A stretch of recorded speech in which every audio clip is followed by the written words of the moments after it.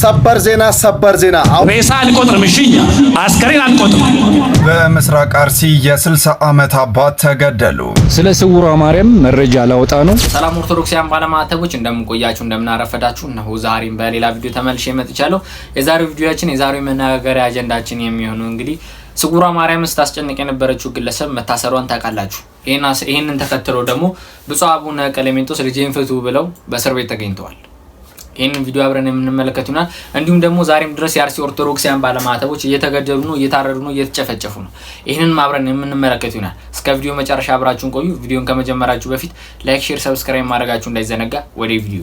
በምስራቅ አርሲ የ60 ዓመት አባት ተገደሉ። በምስራቅ አርሲ ሀገረ ስብከት መርቲ ወረዳ በሚገኝ ባንድ ቀበሌ የ60 ዓመቱ አቶ ጌታውን ገብረ መድህን ትላንት ማታ 2 ሰዓት መገደላቸው ተነግሯል። ገዳዮቹ ነፍስ ከማጥፋትን በተጨማሪ ከብቶችና ንብረቶቻቸውንም መዝረፋቸው ነው የተገለጸው።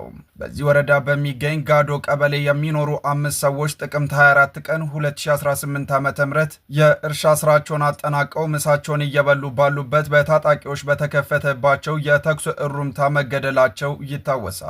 የሃይማኖት ተቋማት ጉባኤ ሃይማኖት ተኮር ግድያ እንዳልሆነ ከዚህ በፊት መግለጫ ማውጣታቸውን መዘገቤ ይታወሳል። አርሲ ላይ አሁንም የኦርቶዶክሳውያን ግድያ እየሰማን ነው የሚገኘው። አሁን ከረፈደ የደረሰኝ መረጃ ነው። ትናንትና ምሽት በቤቱ ድረስ ገብተው በጥይት የገደሉት አንድ ኦርቶዶክሳዊ ያለ በአቦምሳ ምስራቅ አርሲ በአቦምሳ ከተማ ትንሽ ወጣ ብላ የምትገኝ ከቢሮ ገብርኤል የምትባል አካባቢ ላይ አቶ ጌታሁን ገብረ መድህን የተባለን ግለሰብ ቤቱ ድረስ ምሽት 2 ሰዓት ላይ ገብተው በጥይት ደብድበውት እንደገደሉት መረጃ ያመላክታል።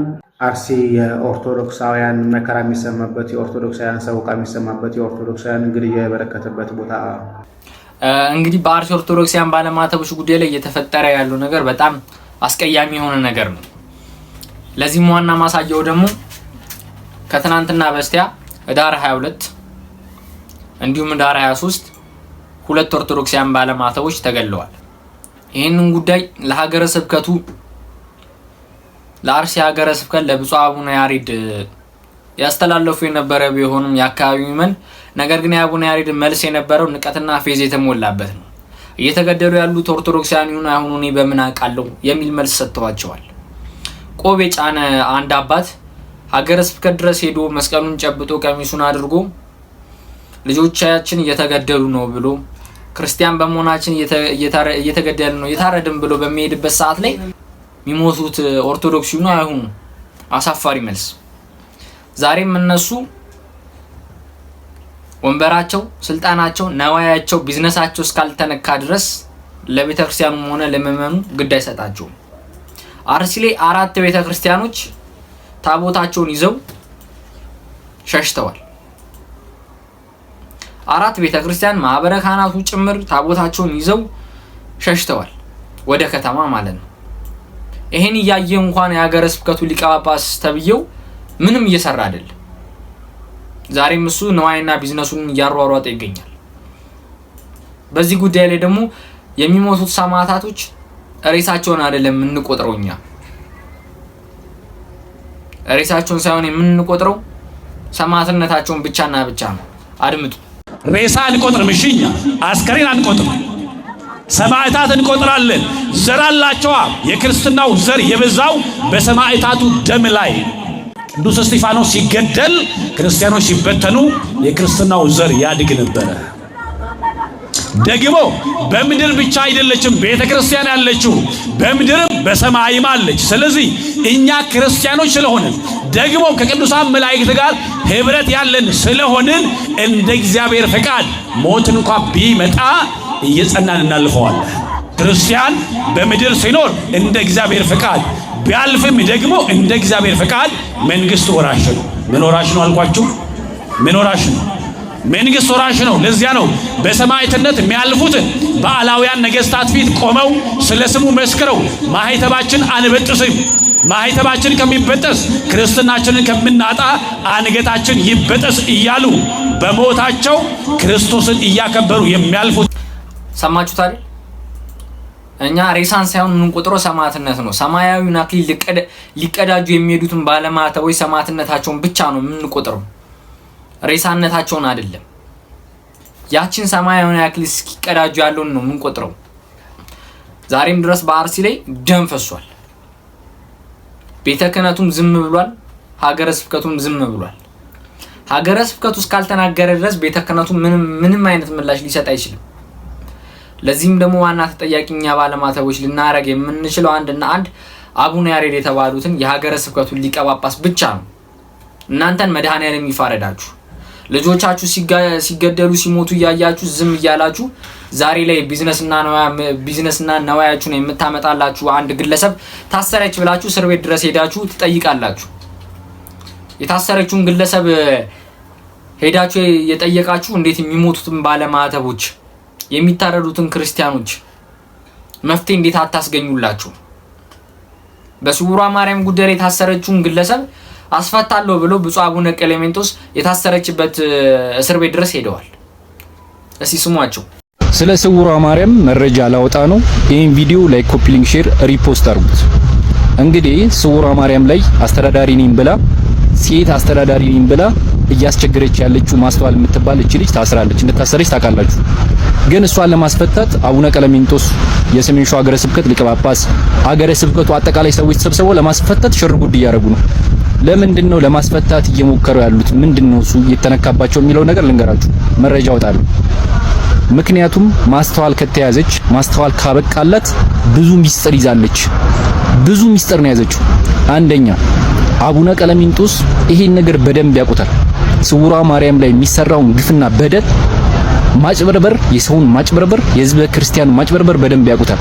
ለምንድን ነው ታዲያ ዝም ያሉት ለሚለው ነገር እኔ ለምኛቸዋለሁ፣ እግራቸው ላይ ወድቄ ለምኛቸዋለሁ። እሳቸው ግን ልጅቷ አደገኛ ነች፣ ሌላ ነገር ታስደርጋለች ብለው አስፈራርተውኛል። ያቁኛል፣ እዩ ይባላል። ሸንኮራ ዮሐንስ መጥቼ ነው የለመንኩት። አንድ ሁለተኛ መረጃ እንዳይወጣ የፈለጉት የሀገረ ስብከቱ አስተዳዳሪ ዋናው ስራ አስኪያጅ የእህታቸው ልጅ ነው ያገባው። በዘመር ነው ግንኙነታቸው። ማስተዋል በሚሊዮን ብር ነው የምታስገባላቸው። ያ መረጃ እንዳይወጣ። ሁለተኛ ደግሞ ማስተዋል የምትሰራው በመተትና በጥንቆላ ነው።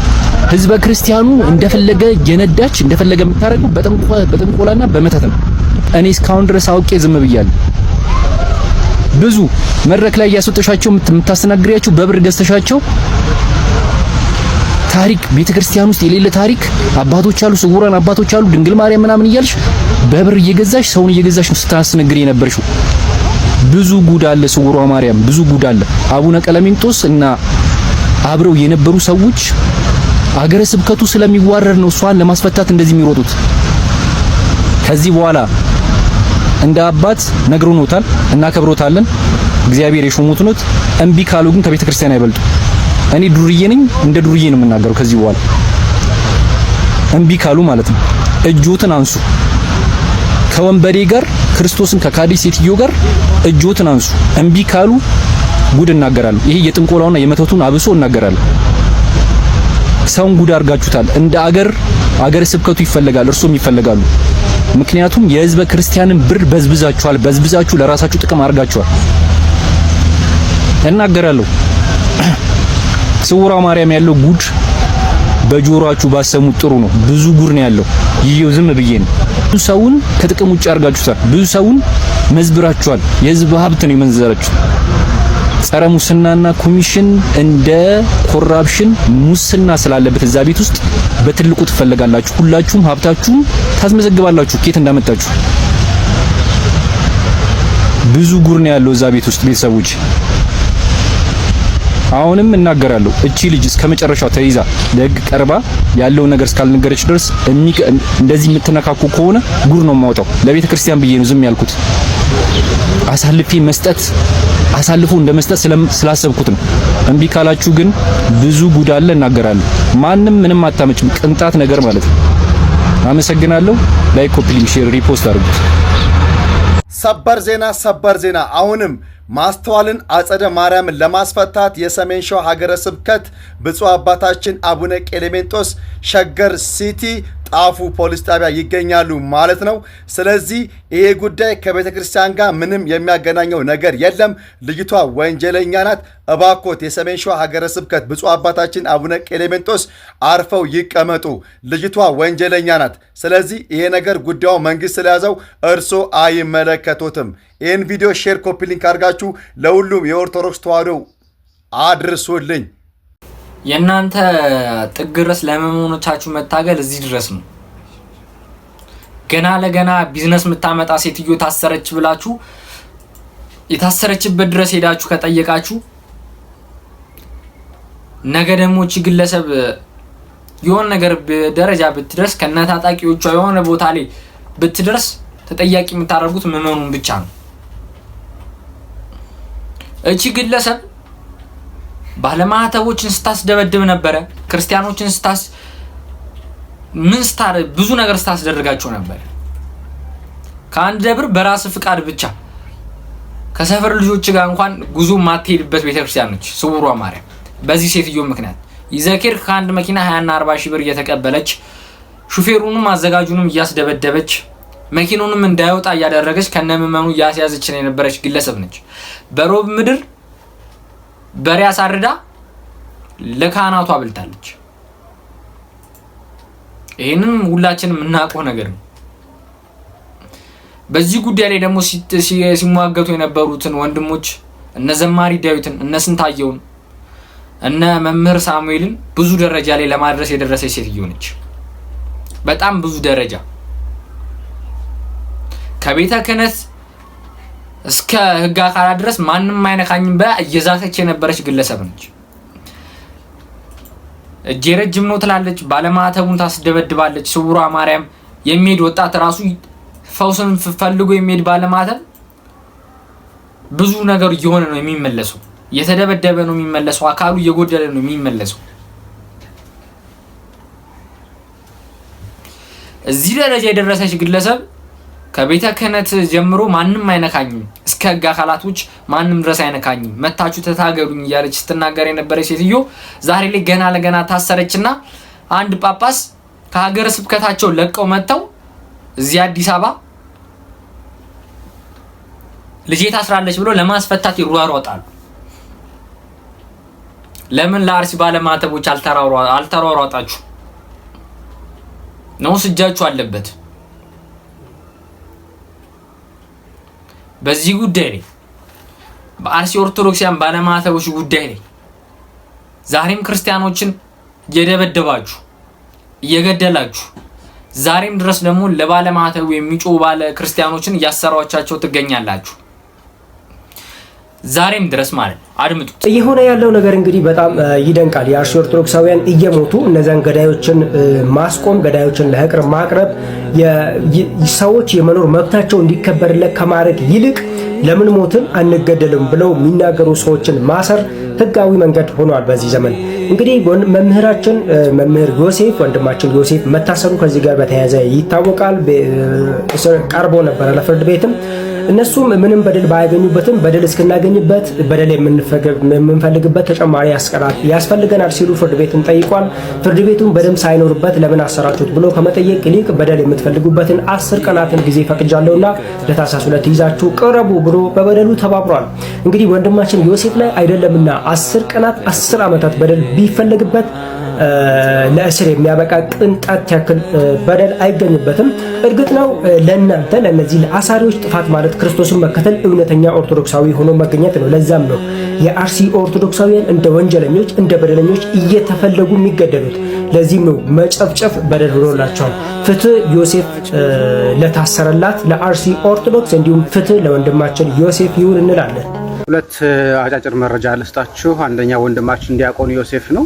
ዛሬ ፍርድ ቤት ቀርቦ ነበረ። በሁለት ጉዳይ ተከሷል።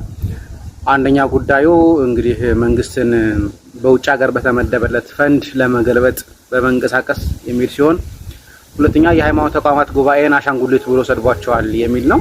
እንግዲህ የሃይማኖት ጉባኤ ለምን ተሰደኩኝ ነው ሐሳቡ። ሁለተኛው እንግዲህ አርሲ ላይ የተከሰተው ነገር ነው። በባለፈው ዘግቤላችሁ እንደነበረው 19 ሰዎች ተወስደው ነበረ። ከ19ኙ አሁኑ 11ዱ ተገድለው ምን አይነት አስተሳሰብ እንዳላችሁ ለባለማተቦች የጮህም ማሰር ይቀላል ወይስ እየገደለ ክርስቲያኖችን እየገደለና እየጨፈጨፈ ያለ ሰው ማሰር አሳዶ ማሰር ይቀላል? ምን ገደለው እኛ ፍትህ ምን ጠይቀው እኛ ፍትህ ስንጠይቅ ደግሞ ምን ታሰረው እኛ? ዛሬም ድረስ እኮ ቤተ ክህነቱ ዝምታውን የመረጠበት ምክንያት እኮ የራሱ የሆነ ምክንያት ይኖራል። እኛ ግን በአራቱም አቅጣጫ ድምጻችንን ማሰማታችንን አናቆምም። አድምጧቸው። አቡነ ማትያስ የሚመሩ ሲኖዶስ እዚህ ያሉት የትኛውም ጳጳስ ከወገን በላይ አይደለም፣ ካድሪ ነው። ምን ያደርጋል? ከሸዋ ሀገረ ስብከት 40 ሚሊዮን፣ ከወሎ ሀገረ ስብከት 40 ሚሊዮን፣ ከጎጃም ሀገረ ስብከት 40 ሚሊዮን፣ ከጎንደር ሀገረ ስብከት 40 ሚሊዮን ነው። ከበቀል አይደለም የመጣው። የታልኳችሁ አልመጣም። ምንድነው የሚያስፈራ? ምንተኑ ያፈራከ ምንድነው የሚያስፈራ ነው የሚለው እኮ። ምንድነው የሚያስፈራ? ይሄ ያፍረቱን ይሉን። ዛሬም ድረስ ነዋይና ቢዝነሳቸውን ሳይፈልጉ ለቅድስት ቤተክርስቲያናቸው የሚሟገቱ አባቶች አሉ። ዛሬም ድረስ እነ ብፁዕ አቡነ አብርሃም፣ እነ ብፁዕ አቡነ ጴጥሮስ፣ እነ ብፁዕ አቡነ ይስሐቅ፣ እነ ብፁዕ አቡነ ናትናኤል ብትችሉ እንደነሱ ነው። ብትችሉ እንደነኛ አባቶች ለባለ ማተቡ ተሟገቱ። ነገሩ ፍትህ ያገኝም አያገኝም ነገሩ ከመመኑ እኩል የሚጮህ አባቶች ናቸው እነኛ አራት አባቶች። እስከ መቼ ነው እናንተ ዝምታችሁን በመረጣችሁ ቁጥር ባለማተብ ዋጋ የሚከፍለው? እስከ መቼ ነው ንገሩን እስቲ። ክርስቲያኑ ሲገደል እያያችሁ ዝም፣ ካህናት አባቶች ሊቀድሱ ሲገቡ ቀድሰው ሲወጡ በድንጋይ በጥይት እየተገደሉ እየተጨፈጨፉ እያያችሁ ዝም። ክርስቲያን ባለማተቦች በአራቱም አቅጣጫ እንደ ቅጠል እየረገፉ ጥይት እንደ ውሃ እየተርከፈከፈባቸው እያያችሁ ዝም። ቤተክርስቲያን እንደ ችቦ እየነደደች እያያችሁ ዝም። እናንተ ብቻ ስልጣናችሁ፣ ነዋያችሁ፣ ቢዝነሳችሁ አይነካ እንጂ ለምእመኑም ለቤተክርስቲያንም ለምኑም ግድ አይሰጣችሁ። እናንተን መድኃኔዓለም ይፋረዳችሁ። ለዛሬው በዚህ ይብቃ። ነገ በሌላ ቪዲዮ እስከምንገናኝ ድረስ ቸር ሰንብቱልኝ። ላይክ፣ ሼር፣ ሰብስክራይብ ማድረጋችሁ እንዳይዘነጋ። ቸር ሰንብቱ።